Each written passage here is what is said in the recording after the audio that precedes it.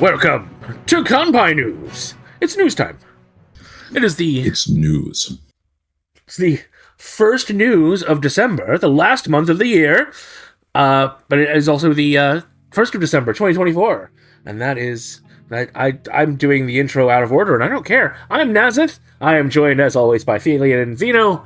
How are you boys this week? What? I love how it cut him off. Yeah, I love how it could just cut him off there. I'm feeling very non-denominational Advent. Yes. I think that's a good way to put it. The only good thing about an Advent calendar is the chocolates. Right. So, shall we go ahead and get into it? You only get chocolates in yours? Yes. I get rum. Wow. What? Jealous. Cool. Let's go ahead and knock this out. Starting with, no, Miyazaki is not dead. I know I usually front load the bad stories. Miyazaki is fine. He had some health concerns, but that's it. Miyazaki has been honored with the Nobel Prize of Asia. Quote-unquote Nobel Prize of Asia. Hayao Miyazaki, the legendary co-founder of Studio Ghibli, has been awarded the prestigious Ramon Magsaysay, I'm sure I'm saying that wrong, award known as the Nobel Prize of Asia on November 16th in Manila. Citing health reasons, Miyazaki was unable to attend, with Studio Ghibli board member Kenichi Yoda accepting on his behalf. In a poignant speech read by Yoda, Miyazaki reflected on Japan's wartime actions, urging the nation to remember its history, which is something... One of the weird things is that almost nobody in Japan will do that. So it's just kind of a big thing that he's saying this. The director also expressed gratitude in a prior statement, humbly joining past recipients like film legend Akira Kurosawa. The award celebrates Miyazaki's contributions to inspiring generations across Asia through his iconic films. It actually kind of cut off the quote. The Japanese did a lot of terrible things back then. They killed many civilians. The Japanese people must not forget this. It will always remain. With such history, I solemnly accept the Ramon Magsaysay Award from the Philippines. There you go. And if you don't know some of the things Japan did... be careful researching, because it is kind of a dark history. Right, shall we move on? So, yes, lighter news. Fake cards, real arrest. Nagoya man busted. Shogoro Sakazaki from Nagoya found himself in hot water after selling counterfeit Pokémon and Yu-Gi-Oh cards for a whopping 700,000 yen, or around $4,500 in June. Among the fakes were the coveted Blue Eyes White Dragon from Yu-Gi-Oh! And a Lily card from Pokémon. Both typically value at over 1 million yen each. Sakazaki was arrested on October 25th for trademark violations and admitted to falsifying sales contracts, but denied knowing the cards were fake. The Aichi Prefecture police seized more cards from his residence, suspecting him of a broader counterfeit operation. Buyers in the second-hand market, beware. Oof. DanMachi delayed. Fans of Is It Wrong to Try and Pick Up Girls in a Dungeon, DanMachi, will have to wait an extra week for episode 9 of the 5th season. Now premiering December 5th on... Abema? Premium and other platforms shortly after. To ease the sting, Tokyo MX and BS11 will air a re-edited version of the 3rd season's original video anime on November 29th, with the uncut version streaming on standard Abema and ATX starting December 2nd. So, yeah. That's the movie, essentially, isn't it? No, because the movie was between season 1 and 2. Oh, okay. So another OVA. Yeah, I think it's just like an OVA episode or something like that. But like when I found out that there was no episode 9, I was kind of losing my shit. So I'm really glad that it's just delayed and not and only delayed a week and not like hiatus. Yeah. Right. So Netflix leaks lead to Discord subpoena. A California court has subpoenaed Discord to reveal details about users allegedly behind recent leaks of Netflix anime episodes, films, and other projects. Netflix request filed on November 15th highlights an unreleased image from Squid Game Season 2 shared by user JaceJohns4N, who later claimed responsibility for the leaks in an interview. This follows similar issues like South Korean publisher Nexon's October 11th subpoena against Discord for ignoring DMCA notices. Discord is currently contesting Nexon's demands, but this latest legal move raises the stakes for the platform's accountability. Okay, on to some slightly sad news, in more ways than one. Tennessee school districts purge manga and books. Tennessee school districts are cracking down on library content, removing hundreds of books under stricter state laws targeting obscenity. Rutherford County Schools recently published over 150 titles, including the first 8 volumes of Yusei Matsui's Assassination Classroom and Volume 1 of Atsuhiko Okubo's Fire Force, after board member Francis Rosales flagged them on November 10th. The books face a 60-day review period before the final decision on their fate. Board member Caleb Tidwell claimed the titles contain sexually explicit material, a point echoed by supporters who labelled them pornographic. This follows a similar February list of banned books in the district. The crackdown isn't isolated to Rutherford County. Wilson County Schools listed 400 banned books on October 24th, serving as a resource for other districts like Clarksville and Montgomery County. Rosales admitted using Wilson County's list and reviews from the BookLooks website to compile her removals. The purge is tied to the amended Age-Appropriate Materials Act, which took effect on July 1st, expanding the definition of obscenity to include content with nudity, sexual conduct, excessive violence, or sadomasochistic themes. Districts across Tennessee are navigating these heightened restrictions, fueling ongoing debates about censorship and educational access. Moving on. Lupin III returns to the big screen in 2D. The iconic Lupin III franchise is revving up for a new 2D feature-length anime film, set to hit theaters in Japan in 2025. Teased with the phrase, you don't yet know the real Lupin III. This marks the franchise's first 2D feature since 1996, Lupin III's Dead or Alive. Is that true? Is that seriously? Yeah, apparently that is true. All in 3D films. I call shenanigans. Right, okay. Renowned director Takeshi Koike? Koike, damn it. And writer Yuya Takahashi, known for their work on past Lupin III films, are back to helm the project alongside composer James Shimoji and creative advisor Katsuhito Ishii? Yes. Right. Produced by TMS Entertainment and distributed by Toho Next, this film promises to be a fresh, action-packed chapter in the Lupin legacy. It does look pretty good. Yes, it does. Medabots returns, kind of. Imagineer is bringing the Medabots, or Medarot in Japan for some reason, franchise back into action with a new smartphone game, Medarot Survivor, launching on Japan next February for iOS and Android. The top-down shooter blends... Well, to be fair, Medabots did start out as a handheld game. The top-down shooter blends auto attacks with survival mechanics reminiscent of Vampire Survivors. This follows the success of Medarot S Unlimited Nova, another mobile title from Imagineer's subsidiary So What. Originally debuting as a game in 1997, the Medabots franchise inspired a 1999 anime by B-Train, which aired in North America on Fox Kids in 2001 with a Nelvana-produced dub. Fans of customizable robot battles... I'm not going to read that. I'm not. This is not an advertisement. So here's your gameplay. It's all right for a mobile game. You know, just a horde shooter. Yeah. So you can see the definite Vampire Survivors involvement there. Yeah. Yes. So speaking of not an advertisement, Palworld teams up with Terraria. Pocket Pair's Palworld is leveling up in 2025 with an epic crossover featuring Terraria, an announcement on November 29th. Details on the collaboration are sparse for now, but fans are also hyped for a major Palworld update dropping in December, which promises a massive island 6 times larger than Sakurajima. However, the excitement is clouded by the legal storm.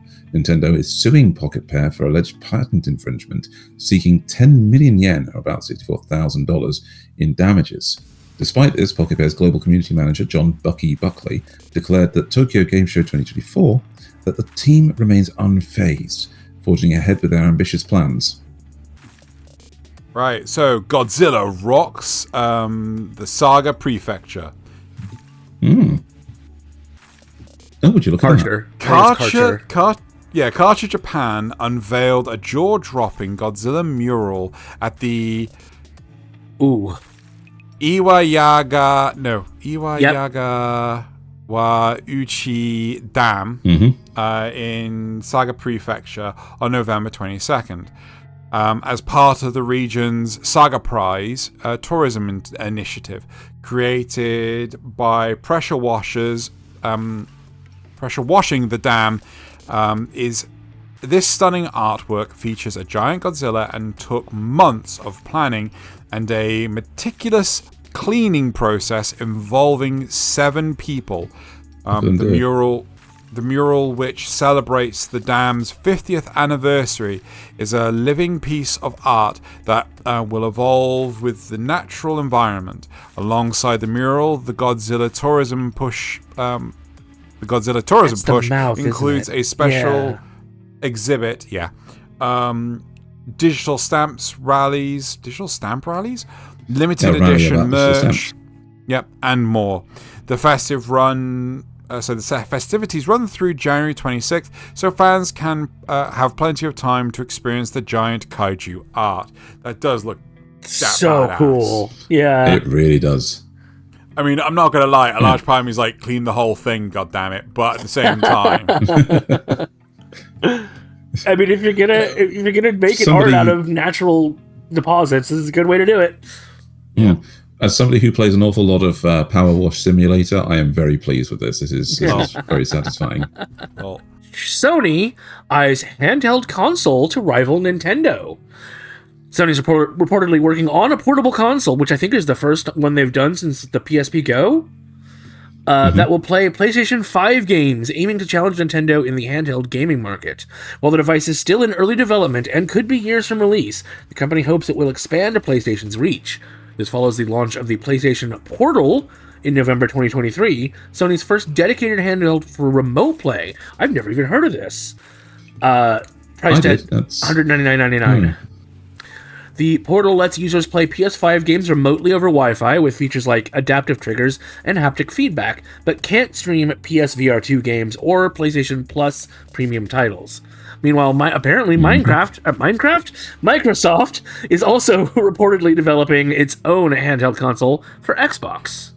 It's like, hey, let's, instead of fighting each other, let's try to take on Nintendo and make a handheld. Good job. Good luck. Get our asses kicked again. Pokemon, as we were talking about earlier, unveils new travel goods line. On November 22nd, the Pokemon Company announced a new line of travel goods featuring items like a Mimikyu suitcase, Clefairy and substitute-shaped neck pillow or dolls, potion-style travel bottles, and more. These products will be available at Pokemon Centers starting Saturday, November 30th. Pokemon Centers being dedicated shops for the Pokemon franchise. The full collection includes a variety of items such as a 4-piece organizer set, passport cases, and a Klefki luggage tag, a Slowpoke eye mask, and Boston bags, with prices ranging from 1,100 yen to 19,800 yen, or about $7 to $130. The items quickly sold out online, except for a few like the neck pillows and the eye mask, although it's unclear if stock is gone or just temporarily out. The availability of these goods outside of Japan is still unknown. Probably not. Cute though. It's very cute. I do like those are the potion sprays that you use, the items that you use to heal your Pokemon up. And those are the travel bottles. Yeah. Right. Interesting. Right. Okay, That's so what she said. Anime and manga releases November 24th to the 30th. Anime releases Attack on Titan, the final season, the final chapters, part 3, deluxe cut, director's cut, turbo, alpha, numeric edition, Blu-ray, DVD, Crunchyroll at $70. Parasite the Maxim limited edition steelbook Blu-ray disc from Sentai Works at $100, and Sergeant Frog the complete 5th, 6th, and 7th seasons at standard disc Blu-ray disc. Standard definition Blu-ray Standard disc. definition Blu-ray disc from Discotech Media at $60. Manga releases: The Seventh Time Loop. The villainess enjoys a carefree life married to her worst enemy. Graphic novel 6 from Seven Seas is at $14. Both free. I Don't Want to Get Hurt, so I maxed out my defense stats. Graphic novel 8 from Yen Press at $13. Bocce the Rock graphic novel 5, yes, from Yen Press at $15. And I Think I Turned My Childhood Friend Into a Girl. I'm sorry, what? Graphic novel 7 by Seven Seas for $14. I thought that was a hentai.